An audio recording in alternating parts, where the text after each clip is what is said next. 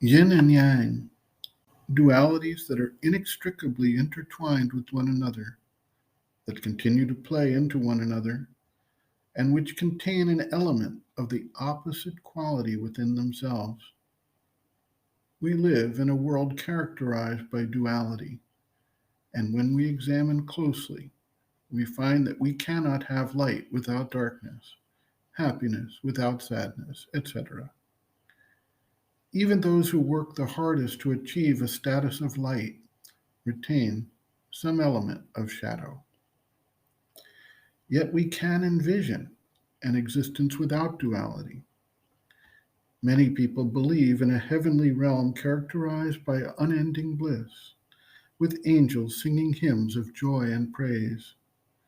No darkness there. One explanation of this, in light of our world of duality, that those angels that had a contrary propensity were expelled from heaven and took up residence in a separate world of hell. Thus, the duality remains in the creation, but has been distilled out into separate worlds, each containing one side of the duality, with the earth in between as a mixture of the two. All of this is based on our current view of things at our current stage of evolution. In particular, the mind evaluates things in a framework of either or, and the vital being is attached to the drama of joy, sorrow, good, bad, etc. What we have not recognized fully is that with the advent of a new power of consciousness, a new paradigm of seeing and understanding will necessarily accompany it. And this new paradigm may overcome the need for duality as an organizing principle. In the meantime, utilizing our existing view of things, we can find our greatest opportunities for growth and development by seeing our greatest challenges and weaknesses. And conversely, we can look at our greatest strengths to identify those areas within ourselves that represent our greatest potential failures or pitfalls. This becomes a useful tool for undertaking spiritual discipline and working towards the evolution of the next level of consciousness beyond the mind. A disciple asks, quote, "You have said everyone possesses two opposite tendencies of character, which are like the light and the shadow of the same thing."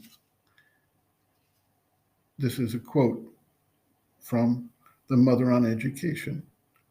Everyone possesses in a large measure, and the exceptional individual in an increasing degree of precision, two opposite tendencies of character in almost equal proportions, which are like the light and the shadow of the same thing. Thus, someone who has the capacity of being exceptionally generous will suddenly find an obstinate avarice rising up in his nature. The courageous man will be a coward in some part of his being, and the good man will suddenly have wicked impulses.